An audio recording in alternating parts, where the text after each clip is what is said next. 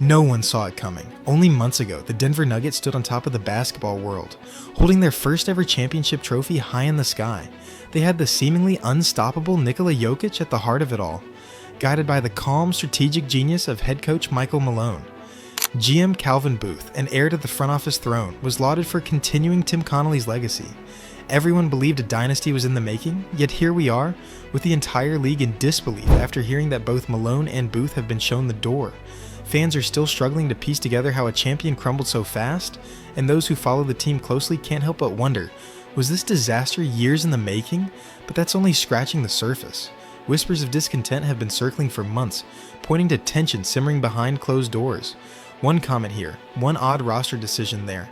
Strange details slipped through the cracks, overshadowed by the euphoria of a championship run. Today, all of that excitement has been replaced by a sense of confusion so deep, it's left the fan base reeling. Who exactly is at fault, and why did this happen with mere games left in the season? Some say it was unavoidable, others insist it's an outright betrayal of everything the franchise stood for. The shock of early moves. Fresh off a stunning playoff run that ended with the Nuggets hoisting the Larry O'Brien trophy, there was no time for rest.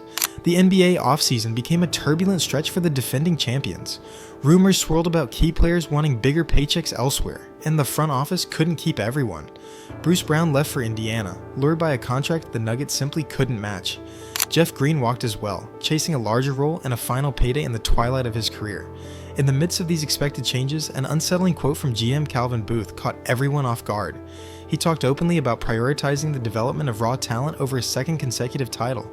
That was a head-scratcher for many fans. After all, teams fight for championships precisely because the opportunity to repeat doesn't come around often. People began questioning whether Booth was more enthralled by a long-term strategy than by seizing the moment with an all-time great player like Jokic at his peak. Nevertheless, the Nuggets entered training camp looking optimistic on the surface. They still had Jokic, Jamal Murray was expected to be fully healthy again, and Aaron Gordon remained a critical piece on both ends of the floor. Yet the early moves already had some people uneasy. It was as though the warning signs were right in front of us, but no one wanted to accept them. Still, not everyone believed the development-first approach was a cause for alarm. Some argued that it would keep the Nuggets competitive for the next decade, hoping to avoid a brief window of success followed by a rapid collapse. Fans, however, couldn't help but wonder if the team might squander Jokic's prime in the process. The tension between short-term glory and long-term stability continued to build in the background. Booth's vision and controversies. The man behind these contentious choices was Calvin Booth, once seen as the logical successor to Tim Connelly and a figure who could keep the Nuggets on top for years to come. At first, Booth's statements about retooling the roster for future success sounded calm and methodical. He gave interviews explaining that Denver wasn't simply chasing a single championship banner, but multiple titles over the span of several years. That approach resonated with certain corners of the fan base. Then came the deals that left many scratching their heads. Zeke Naji, a promising but largely untested forward, received a multi-year extension worth $32 million. Critics questioned whether such an investment was premature. Booth insisted it was a necessary gamble on potential, but money in the NBA is finite, and that contract alone put renewed pressure on the budget when the team needed every penny to retain proven veterans. Around the same time, Reggie Jackson, who'd only shown flashes of real usefulness, was brought back on a 2-year, $10 million deal. At first glance, the numbers didn't seem outrageous, but it further restricted the team's flexibility. The front office tried to move Reggie's contract a year later, hemorrhaging multiple second-round picks just to dump his salary. What emerged was a disturbing pattern. The organization had a plan, but it appeared the puzzle pieces didn't quite fit the championship timeline that Michael Malone advocated. After all, it was Malone who turned the Nuggets offense into a fluid, unpredictable masterpiece centered on Jokic. Fans and analysts began noticing the growing dissonance, a GM fixated on the future, and a coach intent on maximizing the present. No one could say for sure how bad things might get, but everyone could sense the friction building. Michael Malone, from hero to target. If there was ever a coach beloved by his players, it was Michael Malone. Jokic himself credited Malone for granting him the freedom to become a point center the likes of which the league hadn't seen before. Jamal Murray, overshadowed at times by bigger names, thrived under a system that let him explode as a scorer. Even overlooked talents found purpose and minutes in Denver's rotation.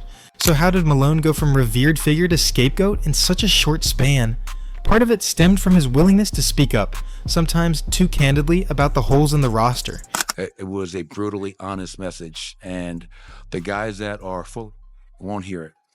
They'll say coach is tripping. And the guys that maybe do really care will, because they're not going to go back and watch their minutes, because nobody watches their minutes. Nobody watches film. So we'll have to show them the film. He never hesitated to say when the team was lacking shooting, defense, or effort.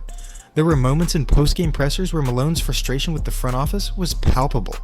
He'd insinuate that he didn't have the pieces he needed, effectively pointing a finger at Booth's decisions. The final straw may have come when Malone, in an interview, bluntly stated that replacing a lights-out shooter like KCP with younger, less polished talent wasn't ideal. Going into the season, shooting is a concern of mine. You lose a guy like KCP who's a 40% three-point shooter. You know what I mean? And I thought Christian Braun was great tonight. Again, Christian Braun is not going to be KCP. So I think we all have to understand that, which I think we do, and embrace CB for who he is. His remark, Christian Braun is not going to be KCP, echoed in the ears of fans and analysts alike. Was he simply stating the obvious, or was this a direct challenge to the GM's strategy? From that point on, rumors of tension between Malone and Booth ignited.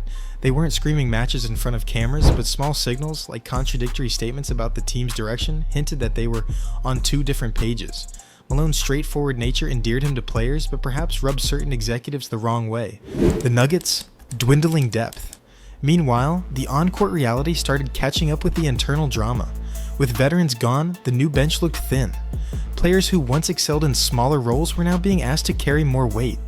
Even as the starters performed admirably, the second unit often struggled to maintain leads. There were nights when Jokic put up monstrous numbers, only to see them nullified by a lifeless bench performance. Pockets of the schedule that should have been easy wins turned into unexpected losses. Opponents scouted the Nuggets' weaknesses and discovered that if they forced Jokic to carry too big of a load, the rest of the offense could stall. Fatigue became a real issue. Malone pushed for additional help, but the front office, so fixated on the long view, didn't seem interested in short-term solutions that might compromise future salary cap space. Fans started to question Booth's plan openly, and some called his budget usage a major misstep. The new collective bargaining agreement only tightened the screws, making it more difficult for Denver to pivot mid-season. A piece here, a piece there. Each transaction chipped away at what once seemed like an unbreakable foundation. Rumors of locker room discord. There's a classic saying in sports, when a team wins, everything is rosy. But when it loses, hidden cracks widen into full-blown chasms. Nobody expected the Denver Nuggets, a squad that once prided itself on camaraderie, to fall victim to internal strife so quickly. But success can breed complacency, and frustration can amplify small disagreements. Gossip began to swirl online about specific players unhappy with how the rotation was being managed. A few expressed confusion over mixed signals from the top. They felt that if management wasn't fully committed to winning immediately, then why should they push themselves to the limit only to risk injuries? This might seem like a harsh take, but in pro sports, a shaky direction from above often trickles down to the locker room. Rumors also suggested that certain veterans were disappointed the team didn't fight to keep proven contributors like KCP. Meanwhile, younger players sensed the pressure to become pivotal pieces overnight. Trying to bridge that gap became Malone's toughest challenge yet. He tried fostering unity by focusing on fundamentals in practice, urging the team to block out the buzz. Still, every dropped game fed into a narrative of chaos behind the scenes. The final straw: sudden firings. Then came the bombshell. In a move that shocked the entire basketball world, the Nuggets abruptly announced the firing of head coach Michael Malone and general manager Calvin Booth with only a handful of games left in the regular season. The decision felt almost unprecedented. Sure, we've seen late season firings before, but rarely on a team that still had a legitimate shot at a favorable playoff seed. Both fans and NBA pundits were left scrambling for answers. Social media erupted in speculation. Was there a colossal argument behind closed doors? Did ownership decide that both men had led the team astray? Or was this merely an overreaction to a rough patch late in the season? Nobody had concrete answers, but that didn't stop the rumor mill from churning. Some suggested ownership believed the team was going nowhere, while others surmised that Nikola Jokic himself might have been fed up with the off-court turmoil. The abruptness of the firings was what truly set this move apart. Typically, an organization finishes out the season, allowing internal evaluations to happen quietly once the final buzzer sounds. But the Nuggets threw caution to the wind, severing ties at a time when they should have been locking in for the playoffs. If the message wasn't clear before, it became crystal now. Denver was pivoting in a radical way. Aftermath and new speculations. In the hours following the shocking news, sports networks were consumed by the topic. Analysts rehashed every questionable move Booth had made. Talk radio hosts replayed snippets of Malone's recent interviews. The drama surrounding Denver overshadowed even some of the league's biggest matchups, as people tried to imagine what was next for this once proud franchise. Players were caught off guard and apparently blindsided. Rumblings indicated that while a few had frustrations with Malone's tough love approach, most appreciated his honesty and leadership. A handful allegedly confronted ownership to find out what the plan was. The tension only deepened when management vaguely promised a comprehensive restructuring. That phrase left everyone guessing. Would Denver blow it all up or attempt a desperate shuffle before the playoffs? Meanwhile, fans demanded answers. How does a team go from ascending to the top of the league to firing the key architects who brought them success? No one had a satisfying explanation. The focus shifted to the morale of Nikola Jokic. He was now 29, theoretically in the prime of his career, and watchers of the league feared that Denver might waste his brilliance in a prolonged rebuild. Even the sports betting world adjusted playoff odds drastically, indicating skepticism about the Nuggets' ability to stay competitive in the face of chaos. The road ahead. All of these events beg one essential question: where does Denver go from here? A once promising dynasty has seemingly imploded under the weight of front office disagreements, questionable roster moves, and a coach-GM partnership that never aligned. The Nuggets must now decide whether to scramble for a new head coach and patch the roster in hopes of salvaging the season, or concede that they might be headed toward a full reset, right when everyone believed a second championship run was around the corner. Yet, there's an underlying sense that none of this was sudden. Seeds of unrest had been planted well before, with each questionable contract and each subtle jab in a post-game press conference. It's a cautionary tale about how delicate a championship team's chemistry can be, even in the best of times. Nuggets fans can only watch anxiously, hoping their star players remain committed. The franchise is at a crossroads. Either they endure a painful transitional period, or they rapidly reinvent themselves to remain a force in the league. In the end, it's bigger than basketball. It's about how lofty dreams can crumble when visions diverge. It's about how a perfect storm of financial constraints, contract gambles, and conflicting philosophies can shatter even the most successful partnership. And it's about a fan base that's been left in disbelief, clinging to the memory of that one magical postseason, unsure of what the next chapter holds. Will Jokic stay patient and continue to work his MVP-level magic in Denver, or will he eventually seek a new environment? The path forward remains murky, but one thing's certain: the NBA has never seen such a jarring downfall, from championship heights to total upheaval. As more rumors surface and new pieces of the puzzle get revealed, the basketball world waits for clarity and possibly the next big twist in this unfolding saga.